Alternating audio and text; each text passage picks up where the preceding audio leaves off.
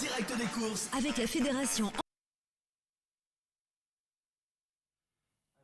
Bonjour à toutes et à tous, on se retrouve sur l'hippodrome d'Angers, vous avez l'habitude de ce plateau itinérant, c'est la dernière d'ailleurs de l'année, on se retrouve donc sur l'hippodrome d'Angers, une journée intéressante avec une réunion pluridisciplinaire, vous verrez toutes les disciplines durant toute cette après-midi et vous avez l'habitude maintenant, on enchaîne tout de suite avec nos premiers invités, avec notamment Jean-Claude Lambert qui est le président de la Société des courses d'Angers, on a également à mes côtés, on retrouve François Caudron qui est co-gérant d'Anjou Textile Création et puis Pierre Bazir qui vient de remporter cette première épreuve, le prix Anjou Textile Création. D'ailleurs, je vous donne l'arrivée.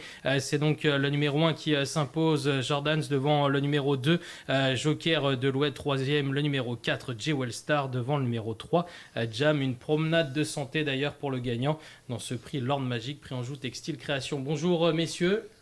Bonjour. On va commencer avec le gagnant, honneur au lauréat. Pierre, félicitations pour cette victoire. J'imagine que vous avez eu parfois un peu plus de mal à gagner qu'aujourd'hui. Ouais, merci beaucoup. C'est sûr que c'était assez simple aujourd'hui. Le cheval était très bien engagé. Il avait une première chance au papier. En plus, c'est un cheval qui a besoin de personne, qui va de l'avant. Et tout s'est déroulé comme prévu. Il a été devant à sa main et il s'est imposé très facilement. C'est vraiment un drôle de cheval. Quand il est dans son train comme ça, il les écœure vraiment de façon impressionnante. Oui, c'est ça. C'est un cheval pour un AQPS qui a beaucoup de rythme. Et il leur fait mal en partant parce qu'il a 400-500 mètres en partant où vraiment il a énormément de rythme. Et du coup, derrière, ils ont un peu de mal à suivre. Et après, c'est vraiment, comme j'expliquais, c'est dur de courir derrière un cheval comme lui. En plus, qui est dur et qui va tout le temps. Non, franchement, c'est un très bon cheval. Il venait de gagner à Auteuil, c'est les 48 heures de l'obstacle. J'imagine qu'on va le retrouver dans cette discipline de l'obstacle prochainement. Oui, sûrement. Oui, c'est ce que je parlais avec son lad en main. C'est un cheval qui sait tout faire. Il est bon sur l'obstacle, il est bon sur le plat. C'est tout simplement un bon cheval. Donc, je pense qu'il va un peu jongler entre les deux. Quand il aura plus de course en obstacle, peut-être qu'il retournera encore après sur le plat. Mais il est bon dans tout ce qu'il fait. Donc c'est plaisant d'avoir un bon cheval comme ça. Pierre, on va parler un petit peu de vous maintenant, pour les personnes qui vous connaissent peu.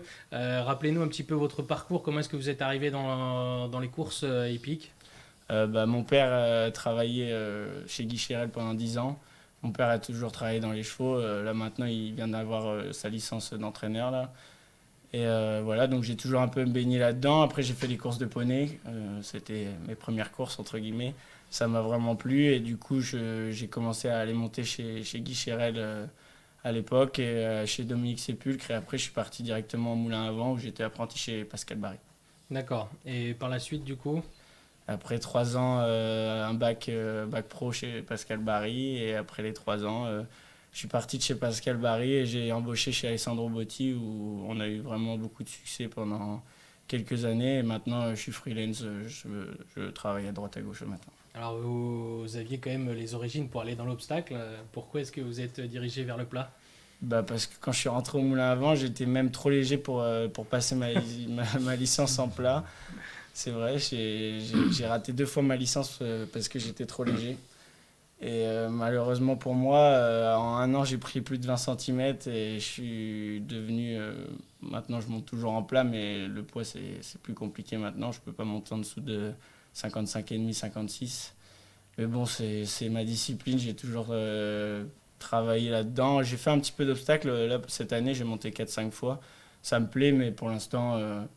on va dire qu'en place, ça se passe correctement. Pour le poids que je fais quand même des années correctes, donc je reste en plat pour l'instant. Ouais, d'ailleurs, c'est vrai que l'année dernière, c'était très bien passé, 31 victoires, 20 cette année. Comment est-ce que vous jugez les dernières saisons ?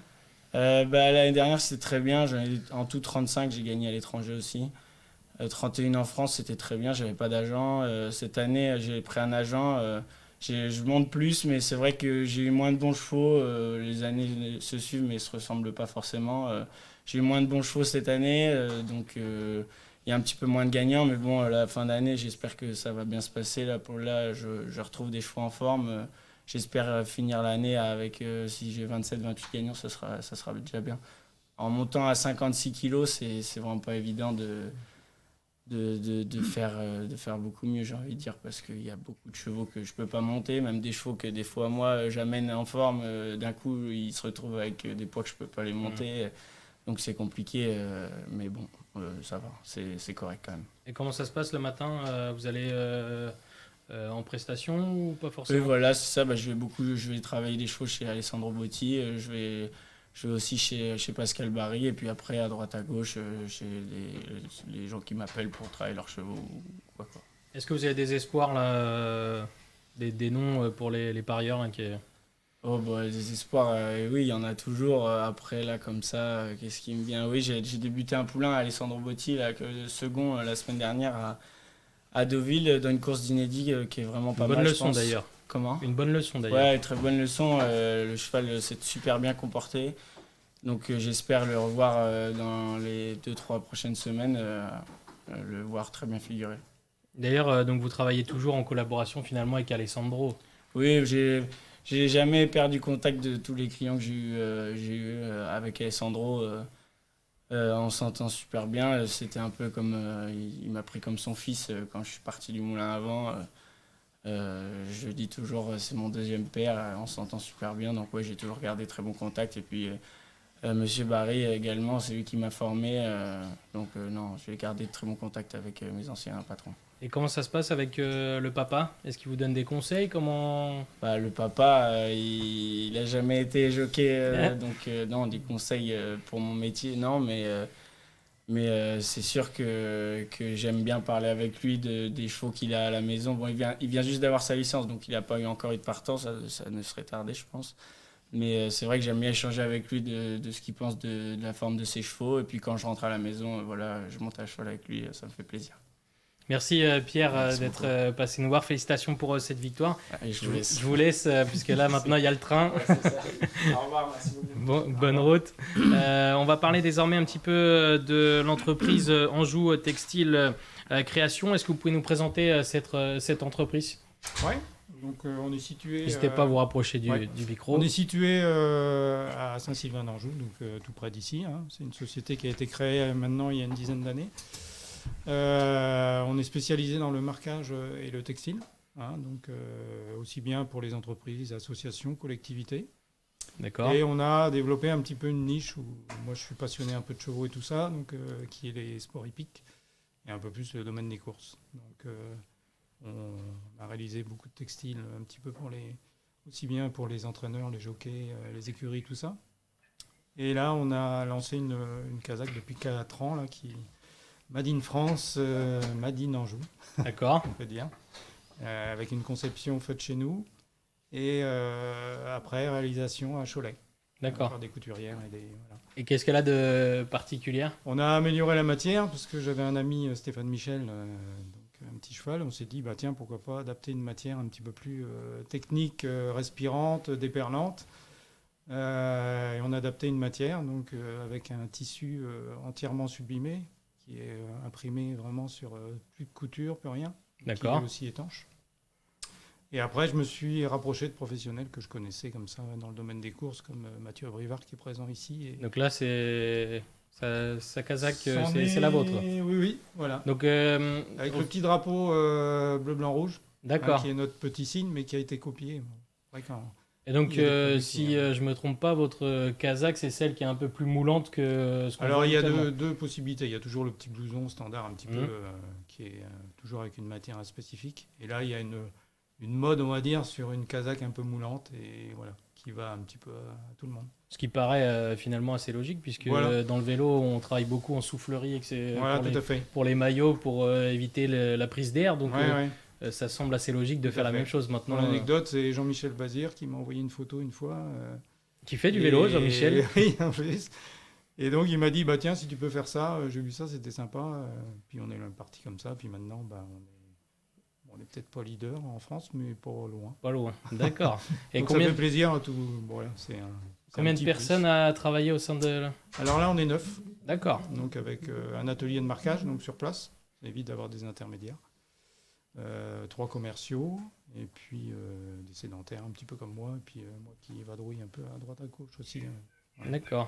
Donc finalement, le lien, il est tout fait avec les courses. Ouais, hippiques. on a allié le plaisir et puis le travail, quoi. Donc, sympa. D'accord.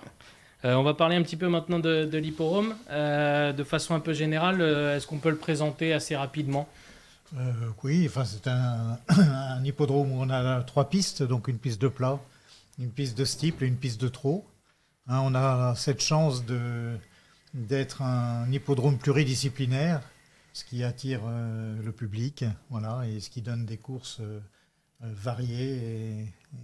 Et c'est le cas aujourd'hui, puisque Oui. aujourd'hui on a à la fois des courses de trot, des courses de plat et des courses d'obstacles. Combien de réunions durant l'année? Alors, durant l'année, ça dépend des années, puisqu'il y a des années où on accueille des réunions qui ne sont pas forcément annuelles, mais qui sont tous les 4 ans ou tous les 2 ans. Donc on tourne entre 23 et 25 réunions par an. D'accord. Ça doit faire pas mal de monde, j'imagine, au sein de l'équipe. Alors ça fait beaucoup de monde au sein de l'équipe, ça fait beaucoup de préparation pour les pistes, bien sûr, parce qu'il faut aérer les pistes en herbe, voilà, faire en sorte que tout soit opérationnel, surtout qu'on est un hippodrome d'hiver, donc c'est un petit peu plus compliqué. Hein. Notre saison débute à peu près à la mi-septembre et se termine à la mi-juin. Donc on a pas mal du coup de travail pour maintenir les pistes en état. Mais c'est un vrai plaisir. Voilà. Comment est-ce que s'annonce la journée aujourd'hui? La journée aujourd'hui s'annonce bien. On avait un petit peu peur avec le temps, parce que vous savez que aujourd'hui, on a ces déluges qui s'abattent un peu sur toute la France. Bon, on y a eu droit, mais on a un pénétromètre, c'est-à-dire en fait qui calcule en fait la souplesse du terrain qui est bon aujourd'hui. Donc, on a des courses qui se présentent très bien, et en plus, normalement, on devrait avoir un peu de soleil. Il n'est pas encore très présent, mais en tout cas, on n'a pas de pluie, et c'est quand même très plaisant. Et il y a du monde sur l'hipporome. D'ailleurs, je regardais dans le hall, il y a pas mal de choses pour les enfants notamment. Voilà, alors cette année, on a décidé de faire au moins 2 fois par an. Donc on a commencé aujourd'hui pour la première fois à faire une journée des familles. Voilà, donc la journée des familles où on a des stands avec des artisans locaux, et on a également des jeux pour les enfants. Donc on a également fait un partenariat avec Oxygène qui nous a ramené pas mal de monde, qui nous permettent de faire visiter les coulisses aussi de l'hippodrome. Hein, on emmène les gens au box, on leur fait faire le tour en voiture également avec une voiture suiveuse. Et vivre les courses de l'intérieur, c'est très différent de les vivre depuis la tribune. Voilà, donc ça permet de satisfaire beaucoup de monde. Voilà, et on en est très content. C'est vrai qu'il y a pas mal de monde et on invite les gens qui nous regardent à nous rejoindre sur l'hipporome si vous voulez passer un bon moment, puisqu'il y a pas mal de choses, comme on le disait, et une réunion très intéressante. Ah, absolument. Il y a aussi le salon du cheval qui est pas loin, mais voilà. Si on peut faire un petit détour voilà. Par l'hipporome, c'est possible. Après, exactement. Retour exactement. sur le salon. Merci messieurs d'être passés nous voir. Merci à vous. Merci à vous. On fera un petit débrief tout à l'heure en fin de journée ensemble. Et puis c'est déjà l'heure de la deuxième course, le prix de la Loire. On le disait, hein, c'est une journée pluridisciplinaire. On change de discipline. Cette fois-ci, on passe au trot et au trot monté. On se retrouvera juste après avec de nouveaux invités. À tout à l'heure.